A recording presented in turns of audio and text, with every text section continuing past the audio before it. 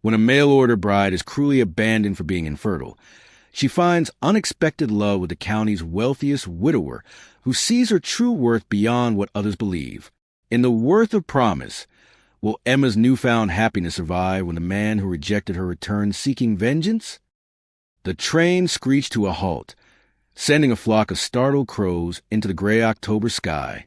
Emma Blackwood's heart hammered against her ribs as she clutched her carpet bag, everything she owned in the world packed into one shabby container. The whistle gave one final wail, like an animal dying, before silence settled over Millbrook Station.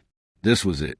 After 28 years in Boston, after burying both parents, after watching friends marry and start families while she remained alone, she had finally taken the desperate leap, becoming a mail-order bride to a stranger in a frontier town. "Last stop, Millbrook," shouted the conductor, his voice rough from years of competing with the train's roar. Emma smoothed her travel-worn dress, her best one, saved for this moment, and touched the wedding band hanging from a ribbon around her neck. Too large for her finger, it had belonged to her mother. Something old, something borrowed. The rest of the saying didn't matter now. The station platform felt unsteady beneath her feet as she stepped down from the train, or perhaps it was just her trembling legs. Coal smoke stung her eyes, mixing with the earthy smell of approaching rain. 3 months of letters had led to this moment, to meeting Thomas Grayson, the wheat farmer who had written with such practical kindness about building a life together. Emma scanned the small crowd, searching for a man matching the description from his letters, tall, broad-shouldered, with a beard the color of wheat at harvest. But as passengers dispersed into waiting arms of family or trudged toward the small town visible beyond the station, no one approached her. Instead, a freckled boy appeared, cap clutched respectfully in dirty hands. "Miss Blackwood?" he asked, shifting from foot to foot like he needed to visit an outhouse. "Yes." Hope flickered. Perhaps Thomas had sent a welcome party. "Mr. Grayson asked me to deliver this." The boy thrust a folded paper at her and stepped back quickly, as if she carried some disease. Emma's fingers felt numb as she unfolded the note. The handwriting was hasty, angry, nothing like the careful script from the letters. "The arrangement is terminated. Your condition was not disclosed. Return fare enclosed." Tucked inside was money for a train ticket east. Emma's vision blurred as rain began to fall, drops hitting the paper and making the ink run. Her condition, the doctor's word echoed in her mind, barren, empty, worthless. "Miss," the boy hovered nearby. "There's another eastbound train tomorrow at 8. Mr. Grayson said to tell you." A crack of thunder made them both jump. The station had emptied now, leaving Emma alone with her shame as rain began to fall harder, plastering her travel cape to her shoulders. "Is there somewhere I can stay tonight?" she asked, forcing strength into her voice. "Golden Pine takes travelers," the boy replied, pointing toward the town's main street. "Just follow the road. Can't miss it." Emma squared her shoulders, gripping her bag tighter. She would not cry. Not here, not where anyone could see. She had wept enough when her first engagement ended 3 years ago, when Richard called off their wedding after consulting with his family doctor about her female troubles. "Thank you," she told the boy, pressing a penny into his palm, one of her precious few coins remaining after spending nearly everything on this journey west. As she walked toward town, mud sucking at her boots and rain soaking through her clothes, Emma felt the weight of rejection crushing down harder than her sodden garments. She had traveled nearly 2,000 miles only to be dismissed without even a face-to-face meeting.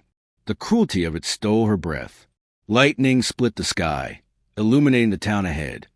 A collection of wooden buildings straddling the muddy main street, a church steeple rising above the others like a finger pointing accusingly at heaven. Emma's steps slowed as thunder growled again. What now? Return east with her tail between her legs? To what? Her parents' modest home had been sold to pay debts. Her friends were all married with children, their lives revolving around a world she could never fully join. A wagon rumbled past, splashing mud onto her skirts. The driver didn't even glance her way, just another drenched stranger in a town that wasn't expecting her anymore, wasn't wanting her. The Golden Pine appeared ahead, its windows glowing with warm lamplight. Emma paused beneath the sagging porch roof, water streaming from her bonnet. Through the window, she could see people gathered around a fire, laughing, belonging. She touched her flat stomach, the source of her shame, and made a decision. She would not return east. Not tomorrow. Not yet. She had exactly $8.43 remaining after the train fare, enough for a few nights' lodging while she figured out what came next. The door creaked as Emma pushed it open, conversation dying as heads turned toward her. Mud splattered, soaked to the skin, clutching her pathetic carpet bag. She knew what they saw. A woman alone. A woman unwanted. But they didn't know what else she was. Stubborn. Educated. Capable. Her father's daughter, who had kept books for his tailoring shop since she was 12. Who could read Latin and speak French and add columns of numbers in her head. Emma lifted her chin, water dripping from her bonnet onto the rough wooden floor of the inn. "I need a room," she said, her voice steady despite everything. "And information about work in Millbrook." In the corner, a man looked up from his newspaper, his eyes the clear blue of winter sky. Unlike the others, his gaze held no judgment, only curiosity. Emma didn't know it then, but she had just met Ethan Montgomery, the owner of half the county, and the man who would change everything. 25 cents a night or $1.50 for the week, announced Mrs. Hattie Wilson, slapping an iron key onto the counter. The innkeeper's hands were red and chapped from lye soap, her apron spotted with grease. She squinted at Emma's dripping figure. "That includes breakfast, but nothing else." The common room of the Golden Pine Inn fell silent. Every eye watched the exchange, the strange woman's arrival more interesting than cards or whiskey on this stormy night. Emma felt their stares like physical touches as she dug into her small coin purse. "A week, please," she said, pushing wet hair from her face. She couldn't afford to waste money on daily rates. Mrs. Wilson's eyebrows shot up.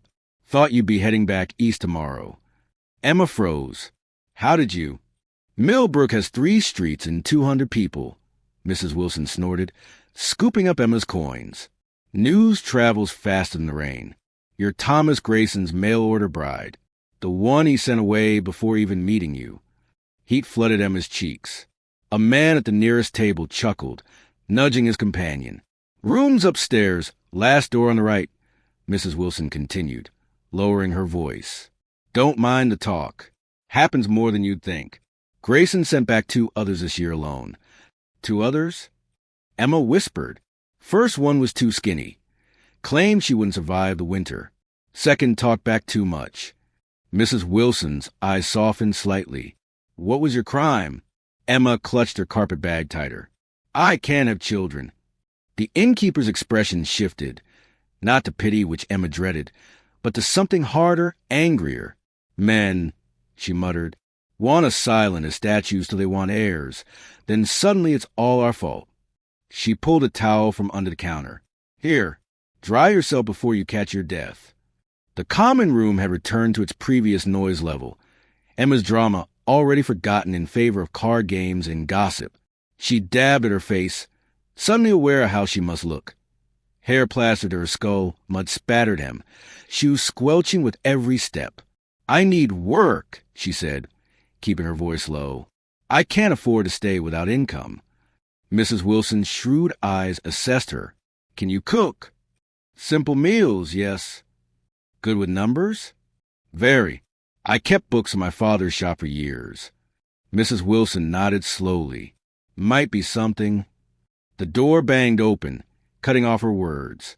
Wind and rain gusted in along with a tall figure in an oilskin coat. The room fell instantly silent. Not the curious quiet that had greeted Emma, but something deeper, more respectful, tinged with fear. The newcomer removed his hat, revealing silver-streaked dark hair and a face weathered from sun and wind rather than age. His eyes, clear blue as a winter morning, took in the room in one sweeping glance, lingering momentarily on Emma. "Mrs. Wilson," he said, his voice a low rumble that seemed to vibrate through the floorboards. "I need rooms prepared for Clayton Brothers. They're arriving tomorrow to discuss the railway spur." "Of course, Mr. Montgomery," the innkeeper replied, suddenly formal. "The suite is ready." Emma noticed a black band on the man's sleeve, faded but still visible. A widower, then, and clearly someone important, judging by how the room's occupants straightened in their chairs. His gaze returned to Emma, taking in her bedraggled state without judgment. New arrival? Just passing through, Emma answered before Mrs. Wilson could respond, unwilling to have her humiliation announced to yet another stranger. Something flickered in the man's expression, not pity, but a kind of recognition that made Emma stand straighter despite her sodden clothes. Millbrook needs new blood, he said simply. Safe travels if you continue on. Good night, Mrs. Wilson. He departed as abruptly as he'd arrived, leaving behind a silence that lasted several heartbeats before conversation cautiously resumed. Emma caught whispers. Montgomery, timber contract, railway, wealthiest man. Who is he? She asked Mrs. Wilson. Ethan Montgomery. Owns a timber operation that keeps this town alive. Mrs. Wilson tapped the key. Also owns the bank, the general store building, and most of the farmland worked by folks like Thomas Grayson. Emma digested this information. And the morning band? Lost his wife 2 years back. Childbirth fever. Left him with a daughter to raise alone. Mrs. Wilson sighed. He's a fair employer, unlike some. Pays on time, doesn't dock wages without cause. If you're serious about staying... I am, Emma said firmly. His bookkeeper left last month, headed for the gold fields in Montana. Mrs. Wilson handed Emma a small parcel wrapped in brown paper. Dry clothes. My daughter's, before she married. She was about your size. Get some sleep. Tomorrow, I'll show you where the timber office is. The narrow staircase creaked under Emma's weight as she climbed to her room. It was small but clean, a bed with an iron frame, a washstand with a chip basin, a three-legged stool, and a window overlooking the rain-slicked Main Street. Better than many places she'd slept during her journey west. After changing into the borrowed nightgown, she sat on the edge of the bed, listening to the unfamiliar sounds. The settling of an old building, distant laughter from the common room below, the howl of what might be coyotes or wolves in the hills beyond town. For the first time since opening Thomas Grayson's note, Emma allowed herself to weep, not the quiet tears of public dignity, but harsh, ugly sobs that racked her body. She cried for the home she'd left behind, for the hope she'd foolishly nurtured during those months of correspondence, for the cruel rejection that had awaited her. When the storm of emotion passed, Emma wiped her face on a rough towel and stood on shaky legs. The small mirror above the washstand reflected a woman she barely recognized, pale, hollow-eyed, hair a tangled mess. But something had shifted inside her. The shame that had followed her since the doctor's verdict 3 years ago, barren, no children possible, was beginning to transform into anger. Who was Thomas Grayson to judge her worth? Who was anyone? Emma pressed a hand against her flat stomach, the part of her that had betrayed her, that had cost her 2 chances at marriage. But it wasn't all of her. She had a mind that could calculate faster than most men. She had hands that could work. She had determination born from surviving loss.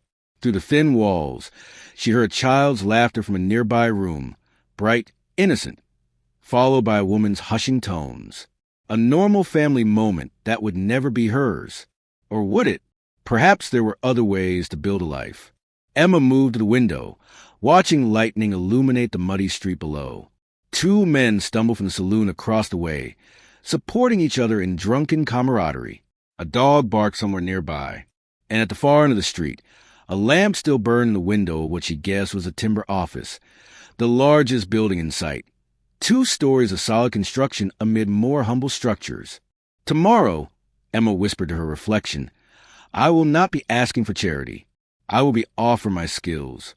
She touched the wedding band still hanging from the ribbon around her neck, her mother's ring, meant for a marriage that would never happen now. With sudden decision, she untied the ribbon and tucked the ring into her carpet bag. Some promises weren't meant to be kept, but others, promises to oneself, were the only ones that truly mattered. A shot rang out, startling a flock of crows from the rooftops as Emma hurried down Millbrook's busy Main Street. 2 angry men faced off in the muddy road, one clutching a bleeding arm. Emma ducked behind a water trough, heart hammering as the sheriff rushed to separate them. This wild town was nothing like Boston, nothing like the peaceful farm life Thomas Grayson had promised in his letters. The commotion faded as Emma approached the grandest building in town. The Montgomery timber office stood tall and proud, with real glass windows that sparkled in the morning sun. Emma paused to smooth her best blue dress, which she'd ironed until her arms ached. 7 days of scrubbing floors and serving greasy meals at the Golden Pine and had earned her enough coins to stay a little longer, but winter was coming. "You're really going through with this?" Mrs. Wilson had asked that morning, eyebrows raised as Emma practiced her introduction. "Montgomery needs someone smart with numbers. That's true. His last man ran off chasing gold dust dreams. But he doesn't hire women." "He hasn't met me yet," Emma had replied, trying to sound braver than she felt. Now, with her stomach twisted into knots, she raised her fist and knocked 3 times. The heavy door swung open to reveal a world that smelled of pine sap, leather-bound books, and strong coffee. A wall of maps showed forests, rivers, and mountain passes. Behind an enormous oak desk sat Ethan Montgomery himself, somehow looking even taller than he had at the inn. Their eyes met, and a flash of recognition crossed his face. "Sir, I've come about the bookkeeper position," Emma said quickly before her courage failed. His eyebrows shot up. "Then ladies' refugee. I figured you'd be halfway back to Boston by now." "Plans change," Emma said, lifting her chin. She wouldn't mention Thomas Grayson or his cruel rejection. "I understand you need someone who knows figures." Ethan Montgomery didn't invite her to sit. Instead, he studied her as if she were a puzzling entry in one of his ledgers. "This isn't a city drawing room, Miss Blackwood. Emma Blackwood. Miss Blackwood. Life here is rough. The weather turns mean. The work never ends. Most Easterners who drift and drift right back out when the first blizzard hits." Emma met his gaze without blinking. "I didn't travel 2,000 miles to turn back at the first difficulty, Mr. Montgomery.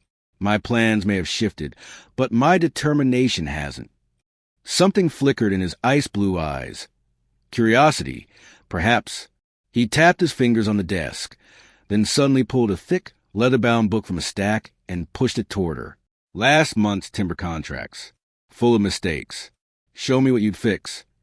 Emma's hands trembled slightly as she opened the ledger. The familiar columns of numbers settled her nerves. For the next 40 minutes, she lost herself in the work, forgetting her precarious situation as she spotted errors, suggested better tracking methods, and reorganized messy entries. When she finally looked up, Ethan Montgomery was watching her with surprised approval. "Where did you learn this?" he asked. "My father's hardware business. After Mother died, I kept his books for 6 years until his heart failed." She closed the ledger. "He always said I had a better head for numbers than his mail clerks, though he only admitted it at home." Ethan rubbed his bearded jaw. "Grayson's a bigger fool than I thought," he muttered, half to himself. Heat rushed Emma's face. So he knew about her failed arrangement after all. The shame of it burned in her throat. Before she could respond, the office door crashed open with a bang that made her jump. "Father," Mrs. Wilson told me. A small whirlwind in a green dress burst into the room, dark braids flying. The girl skidded to a stop when she spotted Emma, eyes widening with excitement. Is she the new counting person? Will she stay in the upstairs room? Can she come for supper? Ethan's stern face transformed instantly. "Miss Blackwood, meet my daughter Lily, the town's most curious 10-year-old. Lily dropped a wobbly curtsy, her bright eyes never leaving Emma's face. "Do you tell good stories?"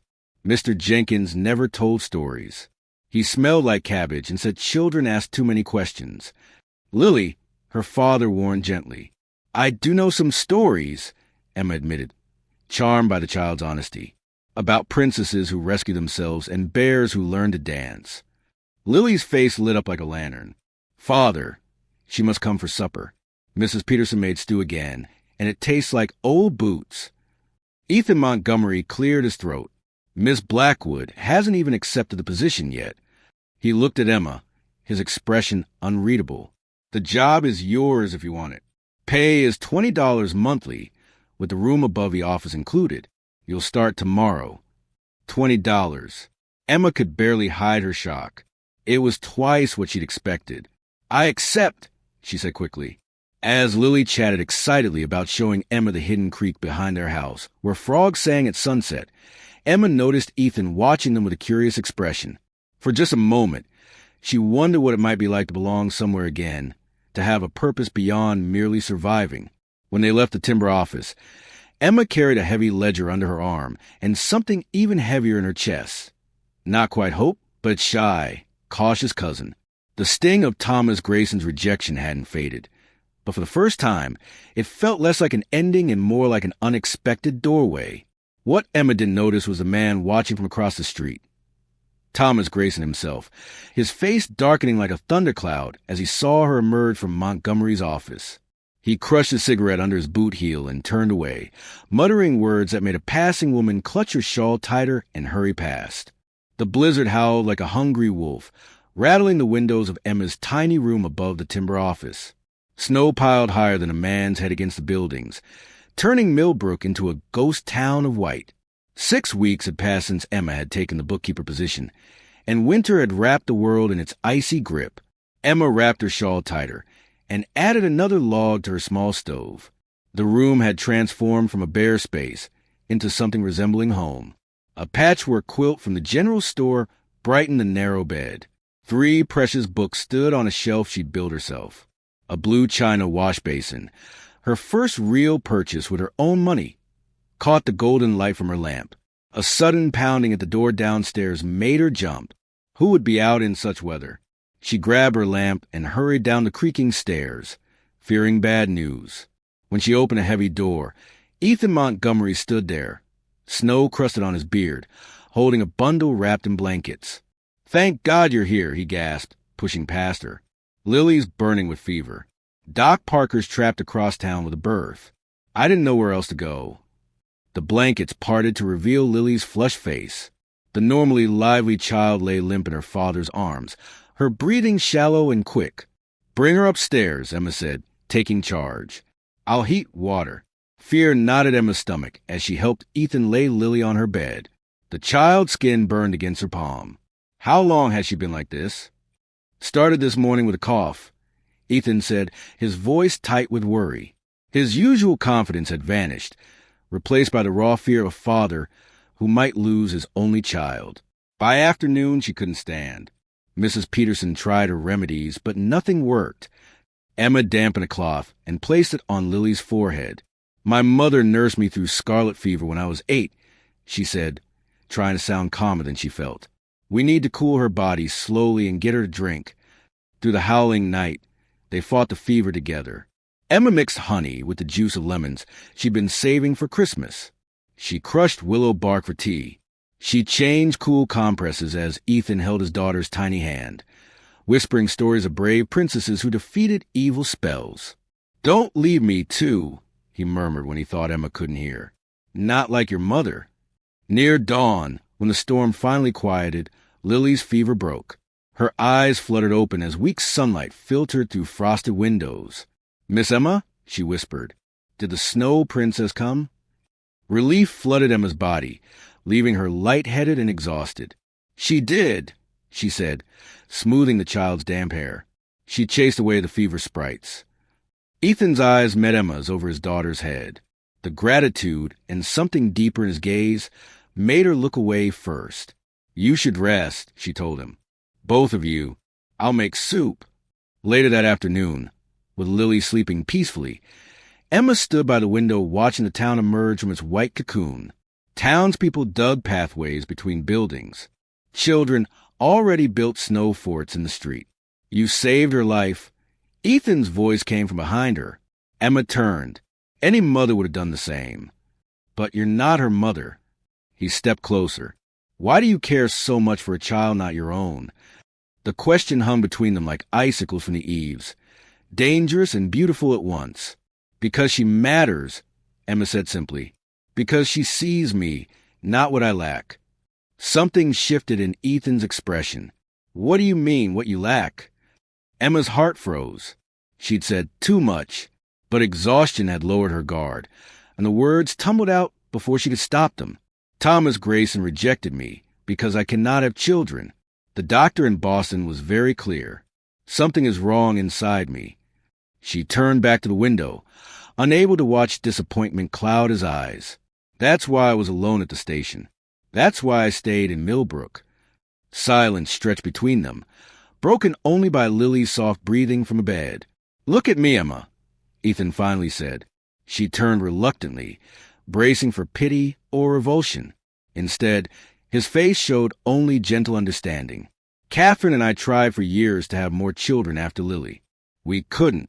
The doctor said something similar. Emma's breath caught. "I didn't marry Catherine for her ability to bear children," he continued. "I married her because she made me laugh. Because she was smarter than me. Because she saw good in people when I saw only business opportunities." He took a step closer. "Grayson wanted a brood mare, not a wife. He stopped, seeming to realize how forward he sounded. A knock at the door saved them both from the dangerous moment. Sheriff Barnes stood outside with Doc Parker, finally freed from his other patient. As December deepened, Emma found herself more often at the Montgomery house than her own room. Recovering from her illness, Lily begged for Emma's stories and lessons. The child adopted her as a combination of teacher, friend, and something more tender neither of them named. Tonight, Emma sat by the massive stone fireplace, helping Lily with multiplication tables, while Ethan pretended to read his newspaper. She could feel his gaze drifting to them from time to time, watching their heads bent together over the slate board. "Miss Emma," Lily said suddenly, "will you spend Christmas with us? Father promised a real pine tree with candles, and Mrs. Peterson is making plum pudding even though she's terrible at sweets." Emma's hand froze on Lily's dark braid. The invitation touched something deep inside her, a longing for belonging she thought long dead. "I'm sure your father has family traditions." "None that exclude you," Ethan interrupted, lowering his paper. "Unless you made other plans?" The fire crackled and popped in the silence that followed. Emma studied his face, trying to read what lay behind the invitation. These past weeks had created something between them, a fragile bridge of understanding she barely dared to cross. "I would be honored," she finally said. Later, as they walked to the starbright cold to her lodgings, their breath formed silver clouds in the freezing air. "Catherine loved nights like this," Ethan said unexpectedly. "She claimed the snow made everyone equal, covering ugly and beautiful things under the same clean blanket." He stopped walking, turning to face Emma. "Lily has her mother's eyes, but your kind heart. You brought something back to our home that I thought was gone forever." "She makes it easy," Emma admitted. "I never expected to find." She trailed off, unsure how to name the sense of purpose she discovered in their company. Ethan reached out, brushing a snowflake from her cheek with his gloved finger. The simple touch sent warmth spiraling through her body despite the bitter cold. "Whatever twist of fate brought you to Millbrook," he murmured, "I find myself grateful for it." As she watched him disappear into the swirling snow, Emma pressed her palm against her chest, feeling her heart's foolish hope. The connection growing between them was built on shared respect and understanding, but also on her silence about the true reason for Thomas's rejection. Ethan knew she couldn't have children, but not the shameful details of her abandonment at the station. That night, as she mended a tear in her woolen shawl, the needle slipped and pricked her finger. A bright drop of blood welled up, staining her white handkerchief. The sight reminded her of Thomas Grayson's cruel parting words. Your condition was not disclosed. What would happen when the truth emerged, as secrets always did in small towns? Emma had started building a life here, perhaps even the whisper of a future, but its foundation rested on shifting sand. Sooner or later, the tide would turn, washing away the fragile happiness she'd found. From her window, Emma could see lights still burning in the saloon across town. A man stumbled out into the snow, Thomas Grayson himself, drunk again. He looked up, as if sensing her watching, his face twisted with bitterness even at this distance. He spat in the snow and staggered away. Emma closed her curtains against the night, but couldn't shut out the feeling that her past and future were on a collision course that would leave nothing standing its wake.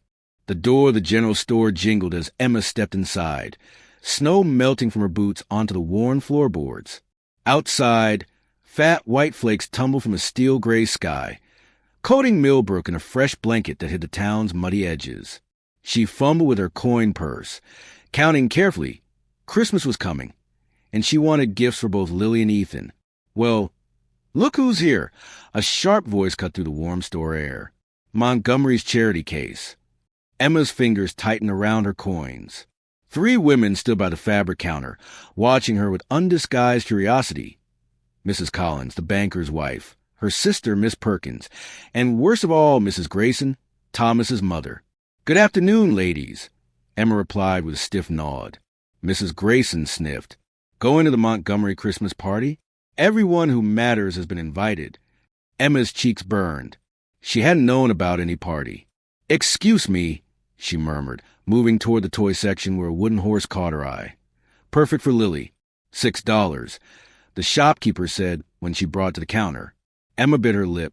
That would leave little for Ethan's gift. "Put on the Montgomery account," Mrs. Grayson called out, her voice honey-sweet with poison underneath. "After all, that's what she's really after, isn't it? Access to his money." Emma placed her coins on the counter with shaking hands. "I'll pay with my own earnings, thank you." Outside again, snow swirling around her, Emma clutched her purchase and gulped cold air that stung her lungs. 3 months in Millbrook, and still she was an outsider, the mail-order bride nobody wanted, now cozying up to the richest man in the county. "Miss Blackwood." Lily's voice rang out across the snowy street. The girl dashed toward her, dark braids flying, face bright with excitement. "You simply must come home with me now. We're decorating the tree, and Father says we can't finish without you." Emma's heart swelled at the pure welcome in the child's voice. "I wouldn't miss it," she said, taking Lily's mittened hand. The Montgomery house glowed with golden light. Windows steamed against the winter chill. Inside, the scent of pine and cinnamon wrapped around Emma like a warm embrace. A massive tree dominated the parlor, its branches awaiting decoration. "You came," Lily exclaimed, pulling Emma toward the tree. "Father worried the snow might keep you away." Ethan appeared from his study, more relaxed than Emma had ever seen him, his customary waistcoat replaced by a soft woolen sweater. "I merely expressed concern about the weather," he corrected with a smile that crinkled the corners of his eyes. As they hung ornaments on the tree, delicate glass balls Ethan had ordered from back east, alongside paper stars Lily had crafted. Emma found herself studying Ethan when he wasn't looking. The strong line of his jaw, softened now in laughter. The way his hands, so capable and strong, gently steadied Lily as she reached for higher branches. "I heard about the party," Emma said quietly when Lily dashed off to find more decorations. Ethan's face darkened. The bank's annual Christmas gathering. A tedious affair. Mrs. Grayson seemed to think it important. "Mrs. Grayson," Ethan said dryly, "believes many things that aren't true, including the notion that I would attend without you." Emma's heart skipped. "You wanted to go? As my guest," he finished. His eyes held hers. "Unless you prefer another title." The air between them crackled with possibility. Before Emma could respond, Lily returned, breaking the moment. The evening flowed like honey, a meal filled with laughter. Carols around a piano Ethan played with surprising skill, popcorn strung into garlands for the tree. When Lily finally dozed off against Emma's shoulder, Ethan carried her upstairs, returning with 2 glasses of spice cider that warmed Emma's hands. "I have something for you," he said, voice low as he handed her a small box wrapped in silver paper. Inside nestled a delicate silver chain bearing a pendant, a small key of intricate design. "It's beautiful," Emma whispered, tracing the tiny teeth with her fingertip. "It was my grandmother's," Ethan explained, taking it gently from her hands. She called it her key to possibility. "May I?" Emma turned, lifting her hair. His fingers brushed the sensitive skin at her nape as he fastened the clasp, lingering a moment longer than necessary. When she faced him again, his eyes had darkened.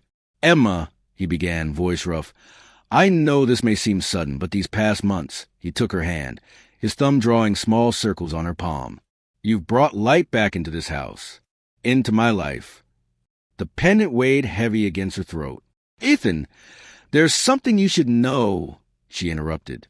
the words bitter on her tongue. If it's about Grayson and why he sent you away, I already know. Emma's breath caught. You know, this is a small town. People talk. His expression remained gentle. If you're worried I care about such things, please don't be. My feelings for you have nothing to do with. I can't have children, Emma blurted.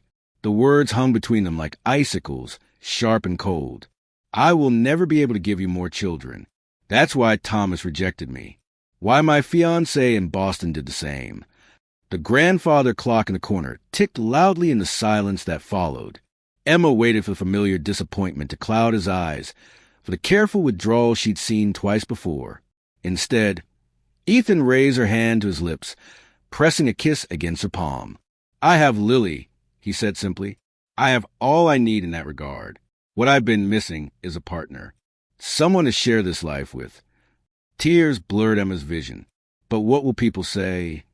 People can go to the devil, Ethan said with unexpected fire. I've spent too many years letting others' expectations rule my life. Catherine taught me the value of choosing my own path. As he drew her into his arms, Emma felt the protective wall around her heart begin to crack. His lips found hers in a kiss that tasted of cider and possibility. Outside, snow fell faster, transforming the world. Would you consider becoming my wife? He murmured against her hair. Joy bubbled up in Emma's chest, bright and terrifying. Before she could answer, a sharp knock at the front door startled them apart. Mr. Montgomery. A boy's voice, urgent. Come quick. There's trouble at the saloon. Mr. Grayson's back from his hunting trip, drunk and threatening to burn down your lumber mill. As Ethan grabbed his coat, Emma felt a chill that had nothing to do with the snow blowing in through the open door. Thomas was not a man who accepted defeat easily, especially from a woman he saw as damaged goods. And now, just as happiness seemed within reach, he had returned to Millbrook with a vengeance that threatened everything. Flames licked the night sky, turning falling snow to instant steam. The lumber mill storage shed blazed like a massive torch, casting dancing shadows across the horrified faces of Millbrook citizens who had rushed to form a bucket line from the frozen creek. More water, Ethan shouted, his face streaked with soot, sleeves rolled up despite the biting cold. We must save the main building. Emma passed buckets with burning arms, her holiday dress ruined by smoke and dirty snow. Across the chaotic scene, through swirling sparks and steam, she spotted Thomas Grayson watching from the shadows, a whiskey bottle dangling from his fingers. Their eyes locked. He smiled. He did this, she whispered to herself. A timber beam crashed inside the shed, sending a fountain of embers skyward. Men shouted as the fire leapt higher. Emma dropped her bucket and raced toward where she'd seen Thomas, skirts gathered in her fists, but he had vanished into the darkness beyond the firelight. By dawn, only smoking ruins remained of the storage shed. The main mill stood intact, but blackened. Ethan, face grim with exhaustion, spoke quietly with Sheriff Davis, while Emma poured coffee for bone-tired men who had fought the blaze all night. Miss Emma, Lily tugged at her smoky skirt, eyes wide with worry. Is father in trouble? No, sweetheart. Emma smoothed the girl's tangled hair. But someone did a very bad thing last night. It was Mr. Grayson, wasn't it? Lily whispered. I heard the men talking. Emma glanced at the child, surprised by her perception. We don't know for sure. He's mean, Lily declared with a child's simple certainty. He says nasty things about you in town. Mrs. Peterson told me not to listen. Emma's heart squeezed. She hadn't realized Lily was aware of the whispers. Some people, she said carefully, get angry when they don't get what they want.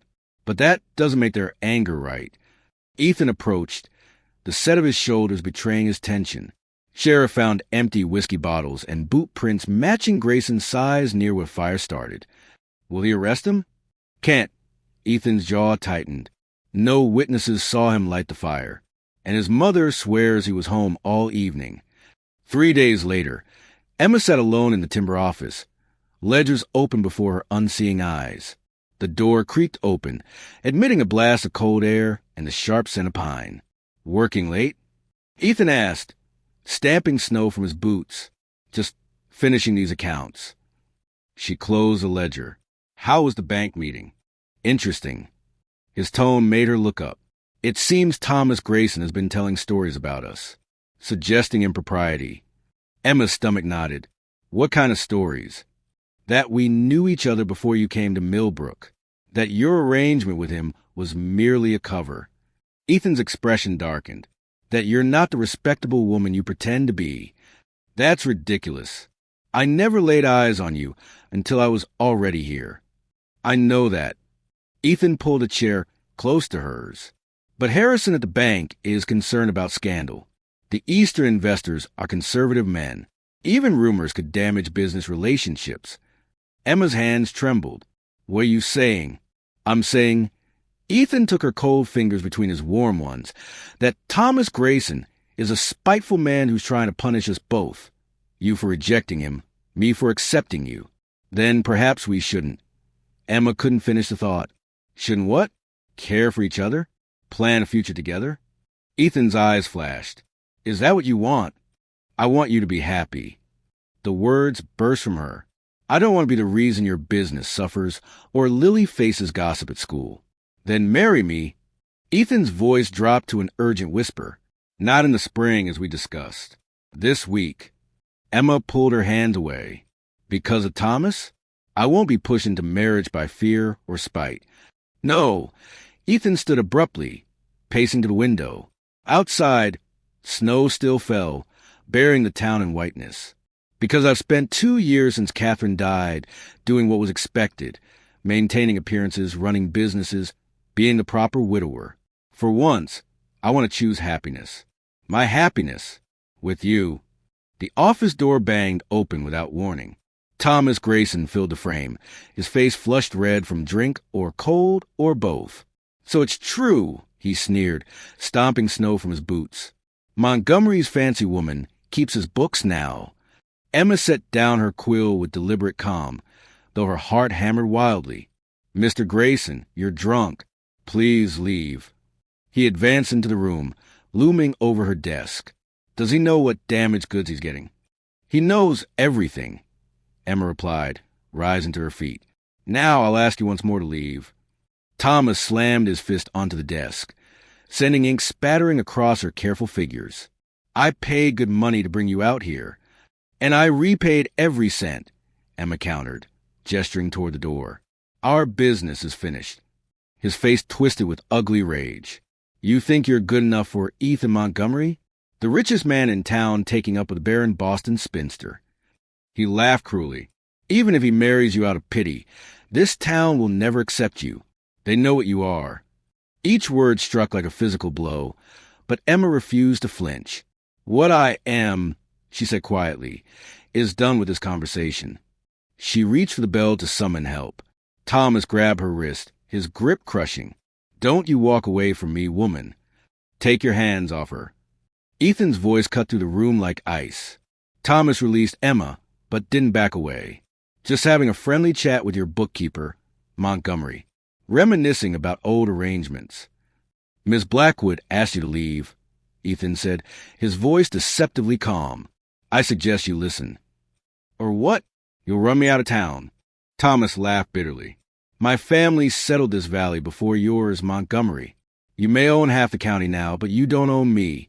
Ethan stepped closer, his face perfectly controlled. No, I don't. But I do own the land your farm sits on, the water rights you depend on, and the mortgage you've twice refinanced through my bank. His voice dropped dangerously. I also have considerable influence with the merchants you rely on for seed and equipment. How would you manage if they suddenly refuse your business? The color drained from Thomas's face. You wouldn't. For threatening the woman I love? Ethan's smile never reached his eyes. Try me. A heavy silence filled the room before Thomas spat on the floor and stormed out, shoulder-checking a clerk who had appeared in the doorway. When they were alone, Ethan crossed Emma, gently examining her wrists where angry red marks were already forming. I should have been here, he said, voice tight with guilt. Emma shook her head. I handled it. You shouldn't have had to. He traced the bruises with his fingertip. Emma, what he said, was just words, she finished, though they both knew it wasn't entirely true. Thomas had voiced the whispers that followed her since Christmas, when Ethan's intentions became clear. Through the window, Emma watched the sun break through winter clouds, casting golden light across the snowy street. People moved about their business, some glancing curiously toward the timber office. This town had been her refuge when she had nowhere else to go. Now it felt like a battlefield. Emma. Ethan cupped her face gently between his hands. Marry me, not because of Thomas Grayson or gossip or business. Marry me because when I look at you, I see my future. I see possibilities I thought died with Catherine. Emma's throat tightened with unexpected tears. Looking into Ethan's clear eyes, she saw neither pity nor calculation, only love shining back at her. Yes, she whispered, but not rushed away like we have something to hide. I want to stand before this town proudly, with Lily beside us, and build our family in the light. As Ethan gathered her into his arms, Emma knew their battle had just begun. Marriage wouldn't end Thomas Grayson's spite or the town's judgment. But for the first time since arriving in Millbrook, Emma felt ready to fight, not just for survival, but for happiness she now believed she deserved. The church bells rang out across Millbrook, their sound stopping folks in their tracks. No one had expected Ethan Montgomery to marry the woman Thomas Grayson had rejected, but here they were, watching the couple emerge hand in hand into the February sunshine. Emma's cheeks glowed pink with happiness, while Ethan looked years younger, the grief that had shadowed him since his first wife's death finally lifting. Little Lily danced ahead of them, tossing dried flower petals that crunched beneath their boots in the snow. Look at them whispering, Emma murmured, noticing the clusters of townspeople gathered along the street. I wonder what they're saying. Nothing that matters, Ethan replied, squeezing her hand. Not anymore. Back at the Montgomery house, only 5 guests waited to celebrate with them. Mrs. Wilson had transformed the dining room with evergreen boughs and candles that filled the air with the scent of pine and honey. She'd baked a 3-layer cake decorated with crystallized violets she'd been saving since summer. First dance, Lily announced, pushing her father toward Emma while Dr. Parker cranked up the phonograph. As they swayed in the center of the parlor, Emma caught herself looking at the door, half expecting more guests to arrive. The invitations had gone out to 20 of the town's leading families. Only Mrs. Wilson and Dr. Parker had come. Stop counting who's missing, Ethan whispered against her ear. Count who's here instead. Emma looked around at the small circle of people who had accepted her, truly accepted her. Mrs. Wilson winked when their eyes met.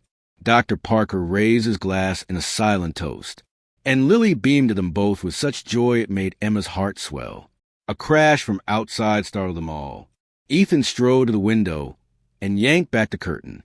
Through the frosted glass, Emma saw 3 young men stumbling away, an overturned barrel rolling in the snow behind them. Just some foolishness, Ethan said, but his jaw had tightened. Later that evening, after the guests had gone and Lily was tucked into bed, Emma found a rock with a note tied around on the back porch. The paper carried just one word, barren. Her hands trembled as she crushed the note in her fist. She had expected cruelty, but the reality of it still stung. The sound of footsteps made her quickly toss both rock and paper into the snow. What are you doing out here without a shawl? Ethan asked, draping a blanket around her shoulders. Just getting some air, she lied, not wanting to spoil their wedding day with ugliness. That night, their first as husband and wife, Ethan led Emma to his bedroom. Now theirs. He'd had the heavy furniture polished and new curtains hung. On her pillow lay a small leather-bound book. What's this? She asked, picking it up. Open it. Inside, she found blank pages except for a single line written in Ethan's neat hand on the first page. The Story of Us by Emma and Ethan Montgomery. For our memories, he explained, the ones we'll make together. Tears filled Emma's eyes as she reached for him. In his arms, she discovered that love transformed everything it touched. Her body, which she had seen only as broken, became a source of joy rather than shame.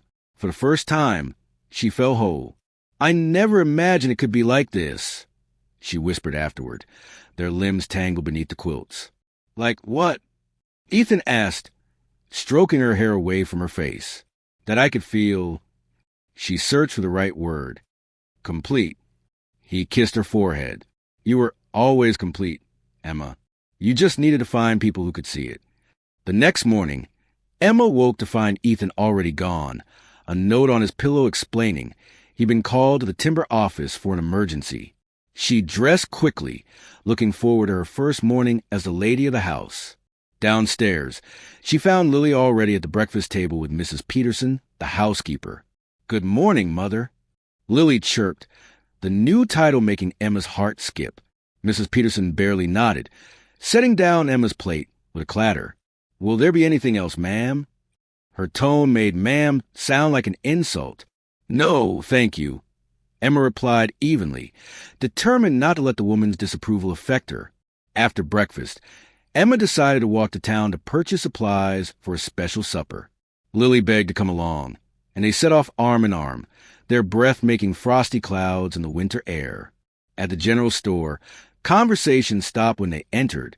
Mrs. Wilkinson, the shopkeeper's wife, disappeared into the back room rather than wait on them. Her husband approached reluctantly. "What can I help you with?" he asked, his eyes fixed somewhere over Emma's shoulder. "We need sugar and flour, please," Emma said with forced brightness. "And some of those cinnamon sticks if you have them." "For a special cake," Lily added, oblivious to the tension. Mr. Wilkinson gathered their items in silence. When it came time to pay, he cleared his throat awkwardly. "Mr. Montgomery usually has an account with us," he said, "but I'll need to check if that extends to household purchases now." Emma felt her face flush. "I have cash," she said, placing coins on the counter. As they left the store, Emma noticed a group of women watching them from across the street, their heads bent together in conversation. One pointed, not bothering to hide her gesture. "Why are they staring?" Lily asked. Emma squeezed the girl's hand. "Sometimes people need time to get used to new things." "Like you being my mother?" "Yes, like that." They were halfway home when Thomas Grayson appeared, blocking their path. His eyes were bloodshot, his coat rumpled as if he'd slept in it. "Well, if it isn't Mrs. Montgomery and her ready-made family," he slurred. Emma pushed Lily behind her. "Please move aside, Mr. Grayson." "Did you tell her?" Thomas asked, looking at Lily. "Did you tell her why your father really married her? Because she can't give him more children like your mother did." "That's enough," Emma snapped, her fear giving way to anger. "You're drunk and speaking nonsense." "Am I?" He laughed bitterly. "Ask around town. Everyone knows Ethan Montgomery married damaged goods." Emma felt Lily's small hand slip into hers and squeeze hard. "My father says mother is the strongest person he knows," the child said clearly, "and that people who can't see it aren't worth our time." Thomas's face darkened. He took a step toward them, but froze at the sound of horses approaching. Sheriff Miller pulled his wagon alongside them. "Everything all right here?" he asked, looking between Emma and Thomas. "Just fine, Sheriff," Emma replied. Mr. Grayson was just leaving. Thomas glared but backed away. "This isn't over," he muttered before stalking off. The sheriff tipped his hat. "Mrs. Montgomery, might I offer you and Miss Lily a ride home?" "That would be very kind," Emma said, helping Lily up onto the wagon seat. As they rode, the sheriff cleared his throat. "Don't mind folks in town," he said gruffly. "They'll come around eventually." "And if they don't?" Emma asked. He shrugged. "Then they'll miss knowing a fine family." That evening, when Ethan returned home, Emma told him about the incidents in town. His face darkened with each word. "I'll speak to Wilkinson tomorrow," he said, "and file a complaint against Thomas." "No," Emma said firmly. "That will only make things worse. We need to show them who we are, not force them to pretend to accept us." Ethan looked at her with admiration. "When did you get so wise?" "When I stopped letting other people decide my value," she replied. Later, as they sat by the fire, Lily curled up between them with a book, Emma realized something important. This little circle of love was real and solid. Outside, the town might whisper and judge, but inside these walls, she had found true acceptance. Yet as she watched the flames dance, Emma couldn't shake the feeling that Thomas Grayson's parting words held a promise. This battle for respect was far from over, and the weeks ahead would test not just their love but their courage. Millbrook was still a small town with ironclad rules, and they had broken the biggest one of all. They had dared to define family on their own terms. Fire lit up the night sky over Millbrook, flames shooting 20 feet high as the Montgomery timber yard burned. Emma raced the crowd in her nightgown, a shawl hastily thrown over her shoulders. Her heart pounded with fear. Ethan had gone to check on a shipment hours ago and hadn't returned. "Where's my husband?" she shouted at Sheriff Miller, who was organizing a bucket line. "Inside, trying to save the records," he yelled back. Told him not to go in, but Emma didn't wait to hear more. She pushed through the crowd toward the burning office, only to be grabbed firmly by Mrs. Wilson. "You can't go in there," the innkeeper insisted, holding tight to Emma's arm. A thunderous crack split the air as part of the roof collapsed. Emma screamed Ethan's name, struggling against Mrs. Wilson's grip. Just when hope seemed lost, a figure emerged from the smoke, carrying a metal strongbox and coughing violently. "Ethan!" Emma broke free and ran to him as he stumbled forward. His face was black with soot, his coat singed, but he was alive. Dr. Parker rushed to help him as Emma supported him on one side. "Get him to my office," the doctor ordered. "The ledgers," Ethan rasped. "All gone. Everything we worked for." "Not everything," Emma whispered, pressing her cheek against the sooty one. "Not what matters most." At the doctor's office, while Ethan's burns were treated, Sheriff Miller delivered the news. The fire wasn't an accident. Someone had broken the office window and thrown in a lantern. "Any idea who want to hurt you like this?" the sheriff asked. Ethan and Emma exchanged a look. They both knew the answer. "Thomas Grayson's been missing since yesterday," Sheriff Miller added, reading their silence. "Left the Silver Dollar Saloon drunk and making threats." The news spread through town by morning. The timber yard, Millbrook's largest employer, lay in ruins. Families gathered on street corners, men worrying about jobs, women whispering behind hands. When Emma walked to the general store, people stopped talking and stared. Mrs. Montgomery. Mr. Wilkinson called from his doorway. A word. Emma braced herself for more coldness, but instead found concern in the shopkeeper's eyes. "The wife and I were wondering if you need anything," he said awkwardly. "Food. Supplies for Mr. Montgomery?" Surprised, Emma thanked him. Inside the store, Mrs. Wilkinson actually smiled at her. "Terrible business," she said, packing Emma's purchases. "Never thought Thomas would go this far. Always had a mean streak, but this—" As Emma left, she noticed other townspeople nodding to her, some even offering words of support. The same people who had snubbed her wedding were now united against a common enemy. At home, she found Ethan at his desk despite Dr. Parker's orders to rest. His right hand was bandaged, his face drawn with pain and worry. "The Eastern investors arrive tomorrow," he said without looking up. "Without the ledgers, without proof of our profits." "We'll figure it out," Emma promised, laying a hand on his shoulder. Together, that night, she couldn't sleep. Their future hung by a thread.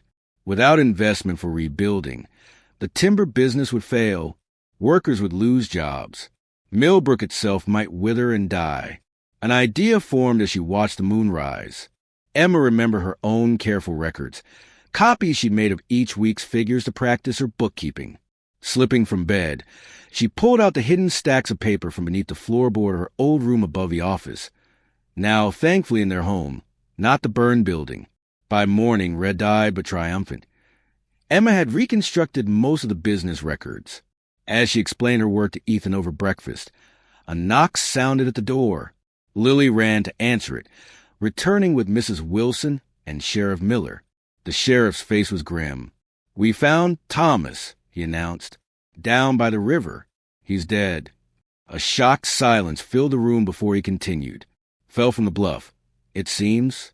Must have been too drunk to see where he was going in the dark." "I'm sorry," Ethan said quietly. The sheriff nodded. "Found this on him." He held out a wrinkled paper, a receipt for lamp oil purchased the night of the fire. "Guess that settles who started it." After they left, Emma sat holding Ethan's uninjured hand. "I should feel something," she said. "Anger, satisfaction, relief, but I just feel sad." "That's because you have a good heart," Ethan replied. Better than he deserved. The Eastern investors arrived on the afternoon train. 3 stern-faced men in expensive suits. Emma watched nervously from a window as Ethan drove them around town in their best carriage. Will Father's business be all right? Lily asked, sensing the tension. I hope so, sweetheart, Emma answered honestly. I really hope so. Hours later, Ethan returned alone, his expression unreadable as he entered the parlor where Emma waited. Well, she asked, standing anxiously. A slow smile spread across his face. They're investing double what we asked for, not just for the timber yard, but for a new sawmill in that railway spur we've been planning. Emma gasped. But how? Without the records. I showed them your reconstructed accounts, Ethan explained. Mr. Harrison was amazed by the detail. But it wasn't just that. He took her hands in his. It was you. Me. When I told him about the library project, about your vision for Millbrook's future, Emma, they want to fund it all. The town's largest investor has a daughter who can't have children. Your story moved him. Tears filled Emma's eyes, happy ones this time. So all this time, what I thought was my greatest weakness turned out to be your strength, Ethan finished. You taught this entire town that worth isn't measured by what society expects, but by what we create with the life we have. The next morning, as Emma walked to the site where the new library would stand, people greeted her warmly. Mrs. Wilkinson invited her to join the Ladies' Aid Society. The banker's wife asked if she might contribute books to the library collection. Mrs. Montgomery called a young woman Emma recognized as Jenny Parker, the doctor's daughter. I was hoping to speak with you. Of course, Emma replied, noticing the girl seemed nervous. I heard what happened with Mr. Grayson, how he rejected you because... Jenny lowered her voice. I have the same condition. The doctors say I'll never bear children. Emma's heart went out to the young woman. And you're worried no one will want to marry you? Jenny nodded, tears welling in her eyes. Let me tell you something I wish someone had told me years ago, Emma said gently. Your worth doesn't lie in what your body can or cannot do. It lies in your mind, your heart, your spirit. The right person will see that. Like Mr. Montgomery saw in you? Jenny asked hopefully. Yes, Emma smiled. And there are more good men in this world than you might think. As Jenny walked away with lighter steps, Emma continued to the library site. Workers were already clearing debris from an old storefront Ethan had purchased for the project. Lily came running up, followed by 3 other children. Mother, can we design special chairs for the children's corner? Sophie has the best ideas. Emma smiled at her daughter, for that's what Lily was now in every way that mattered. The adoption papers had been signed last week, making official what their hearts had known all along. Of course you can, she agreed. This library belongs to all of you. Later that afternoon, a surprise visitor arrived at their home. Mayor Baldwin, who had declined their wedding invitation, stood awkwardly on their porch holding his hat. Mrs. Montgomery, he began formally. I've come to apologize for my previous judgment. This town needs people with vision, with heart. People like you and your husband. Thank you, Mayor, Emma replied, gracious but remembering the sting of his rejection. The town council wants to name the new street by the library after you, he continued. Blackwood Avenue, to honor your contribution to Millbrook's future. That evening, as the family sat on their porch watching the sunset paint the sky in gold and pink, Ethan mentioned a letter that had arrived that morning. It's for my cousin in San Francisco, he explained. She runs an organization helping women who've been displaced, abandoned wives, widows with no support, girls without families. She wonders if we might consider sponsoring some to come to Millbrook. There's work here, opportunity. Emma felt a spark of excitement. Women like me, looking for a second chance. Exactly, Ethan nodded, though none quite like you. He squeezed her hand. You've changed this town, Emma. Changed me. We changed each other, she corrected. All 3 of us. She reached out to brush Lily's hair from her eyes as the girl leaned against her side. As the sun slipped behind the mountains, Emma's fingers touched the key pendant at her throat. her first gift from Ethan. She understood now what his grandmother had meant about it being a key to possibility.